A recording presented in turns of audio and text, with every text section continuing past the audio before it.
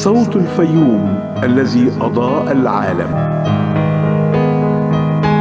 في قلب ريف مصر الجميل، حيث الهدوء والإيمان والطبيعة الخلابة والمناخ المعتدل، ولد صوت سيظل خالدا في ذاكرة عشاق القرآن الكريم. إنه الشيخ مكاوي السنباطي، ابن قرية السنباط بمحافظة الفيوم، الذي أضاءت تلاوته القلوب في كل بقاع الأرض.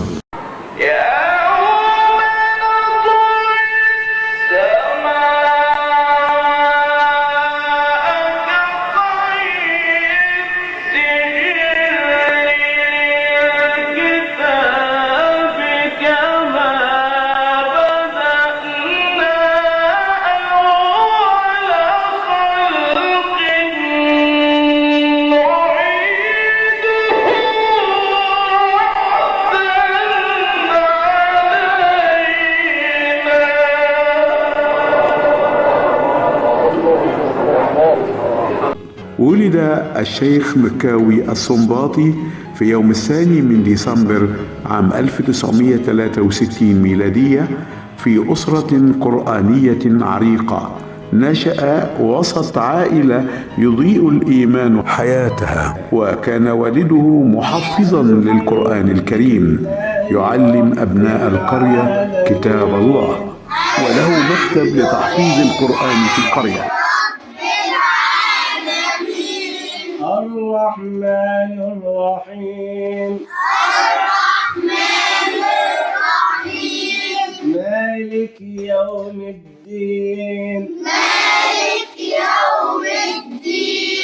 إياك نعبد وإياك نستعين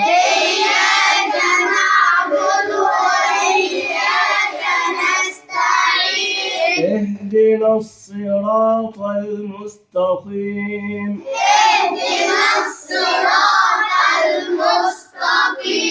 صراط الذين أنعمت عليهم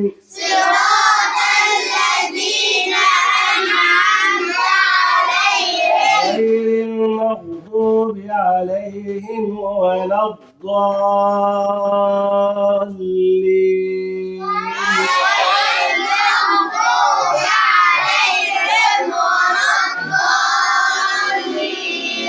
حصل الشيخ مكاوي السنباطي على الدبلوم الفني التجاري في مدرسة التجارة بالفيوم.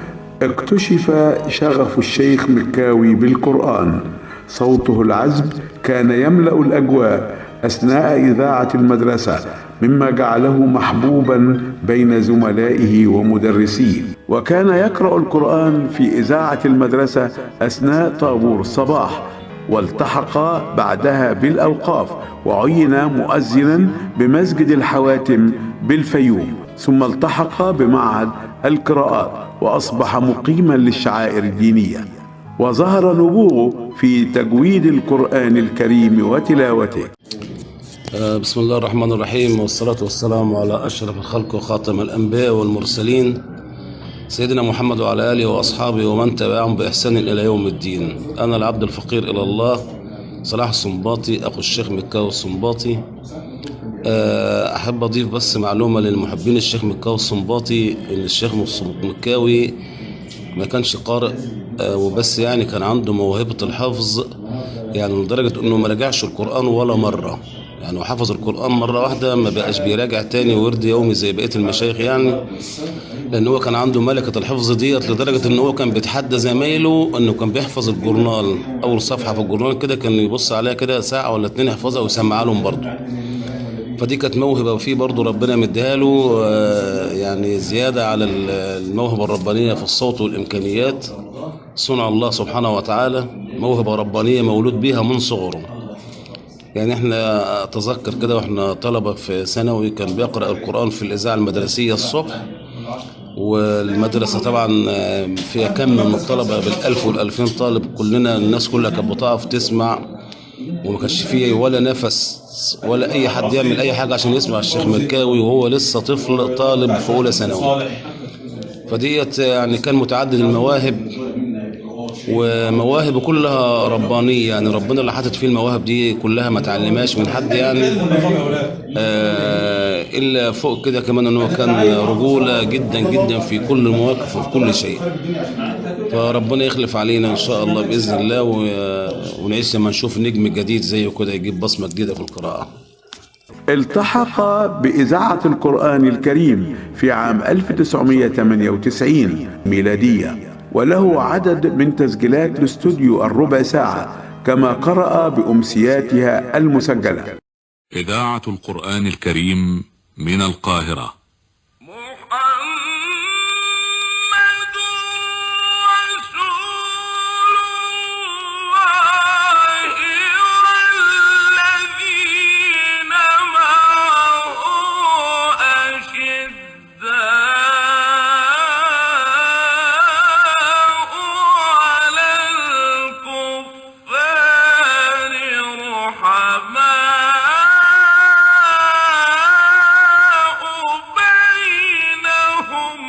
حصل على المركز الأول على مستوى العالم في حفظ وتلاوة القرآن الكريم بالمسابقة الدولية بالمملكة العربية السعودية، كما حصل على ذات المركز وهو المركز الأول في مجلس تلاوة القرآن الكريم الدولي الذي نظمته الحكومة الماليزية عام 1417 هجرية الموافق 1996 ميلادية، وهو أول قارئ من الفيوم يسافر إلى الولايات المتحدة كقارئ للقرآن الكريم في شهر رمضان المبارك. بسم الله الرحمن الرحيم. وأنا معرفتي بالشيخ مكاوي رحمة الله عليه بدأت في أواخر الثمانينات. كنت أنا في المرحلة الابتدائية في معهد السنباطي الأزهري. كان هو بدأ قارئ ناشئ في مناسبات العزاء في القرية والقرى المجاورة. وبعدين قدرت أتعرف على صوته لما كنا بنعمل حفلات في معهد السنباطي الابتدائي الأزهري، خاصة مسابقة أو حفلة الإسراء والمعراج. كان بيجي يقرأ الحفلة. بعد كده درس لي وأنا في سنة 6 ابتدائي النص الثاني. أتذكر إنه هو أول مسابقاته دخل المسابقة معانا في سنة 89 أو 88. المسابقة دي خد فيها الأول على مستوى محافظة الفيوم، ثم الأول على مستوى شمال الصعيد، ثم الأول على مستوى الجمهورية. وطلع بعد كده شارك وخد المركز الأول على مستوى العالم الإسلامي. والمسابقة دي كانت مقامة في مكة المكرمة. الكلام ده سنة 90 بالضبط. بعد كده رجع الشيخ مكاوي رحمة الله عليه، أو قعد فترة اشتغل فيها مدرس في السعودية أو محفظ قرآن فترة طويلة، كانت في أوائل التسعينات. رجع في أجازة سنة 92، وأنا أتذكر أنه قرأ في مناسبة عزاء خالتي رحمة الله عليها. كان عم الشيخ سعد كامل الله يرحمه يعني كان بيحبه جدا. كان كل طبعا ما يبقى موجود ضيوف ومعزين من خارج البلد كان بيخلي الشيخ مكاوي رحمة الله عليه هو اللي يقرأ نظرا لتميزه. بعد كده الشيخ مكاوي رحمة الله عليه اعتمد في الإذاعة. وقبل فترة اعتماده في إذاعة القرآن الكريم كنا بنسمعه في الإذاعة المحلية لمحافظة الفيوم. الكلام ده وأنا في إعدادي وثانوي. كنا نسمع أول ما تبدأ الإذاعة المحلية لمحافظة الفيوم تبدأ بقراءة القرآن الكريم للشيخ مكاوي رحمة الله عليه. بعد كده قدر يحصل على المركز الأول على مستوى العالم الإسلامي في مسابقة ماليزيا، ومنها اعتمد مباشرة قارئا بإذاعة القرآن الكريم. الشيخ مكاوي رحمة الله عليه أنا بعتبره قارئي المفضل. ما بقدرش أستمتع بقراءة القرآن أو بسماع القرآن الكريم إلا من الشيخ مكاوي، لأنه صاحب نغمة فريدة رحمة الله عليه. لو هتكلم كتير مش هوفيه حق.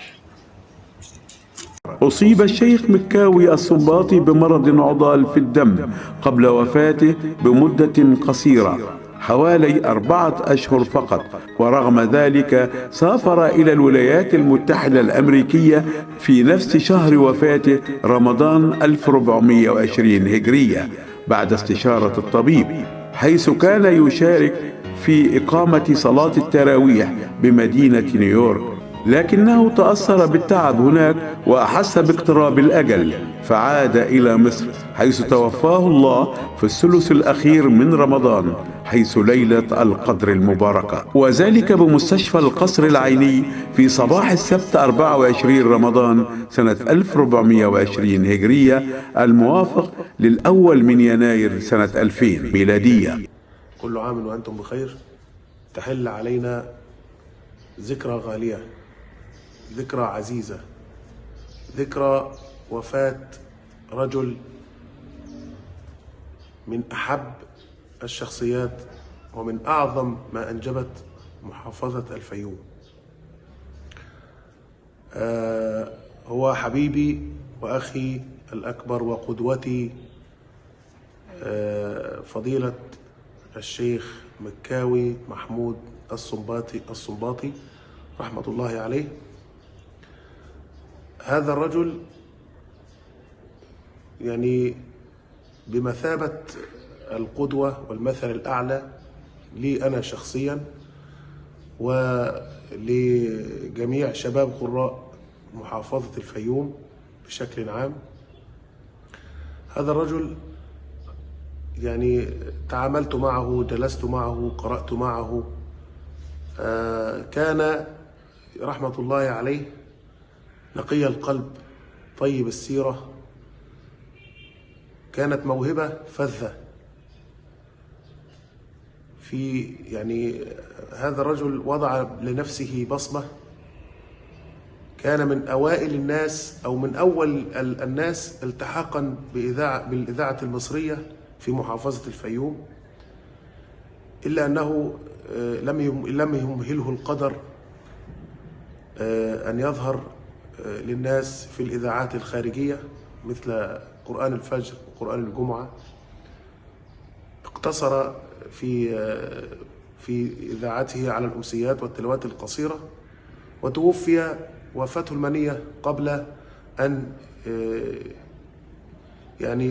يخرج قراءة على الهواء في الإذاعات الخارجية. الشيخ مكاوي رحمة الله عليه من مواليد قرية الصنباط مركز الفيوم، حفظ القرآن الكريم على يد والده رحمة الله عليه، فهو نشأ في بيت كله قرآن، أب يحفظ القرآن، إخوة كلهم يحفظون القرآن، بارك الله فيهم جميعا ورحم الله من رحل منهم. أحببناه قارئا، أحببناه رجلا، أحببناه شخصا يحب الخير للجميع. أسأل الله سبحانه وتعالى أن يرحمه رحمة واسعة. درس علم القرآن والقراءات على يد فضيلة الشيخ حسن علي عبد المطلب حماد، وهو شيخي وشيخ كل القراء. وهذا الرجل رحمة الله عليه فضيلة الشيخ حسن كان أستاذ محافظة الفيوم بالأكمل، فهو من وضع بصمة التجويد والقراءات، وله الفضل على جميع من يقرؤون القرآن ويعلمون علم القراءات والتجويد في محافظة الفيوم. درسنا سويا في معهد القراءات وعند فضيلة الشيخ حسن عبد المطلب، وكان من الزملاء العديد فضيلة الشيخ أحمد رجب ياسين رحمة الله عليه، فضيلة الشيخ شعبان صالح، فضيلة الشيخ محمد مسعود، يعني كثير من الإخوة الأفاضل القراء. أسأل الله سبحانه وتعالى أن يبارك فيهم وأن ينفع بهم. فأحببت أن ألقي نبذة يسيرة أو بسيطة عن فضيلة الشيخ مكاوي رحمة الله عليه.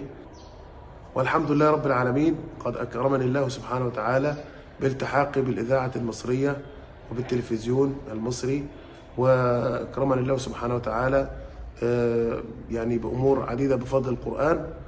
وأسأل الله سبحانه وتعالى أن يرحمه رحمة واسعة، وأن يسكنه فسيح جناته، وأن يجعل القرآن شفيعا له، إنه ولي ذلك والقادر عليه. والسلام عليكم ورحمة الله وبركاته.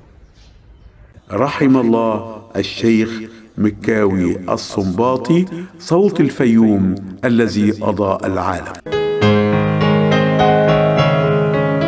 صوت الفيوم الذي أضاء العالم.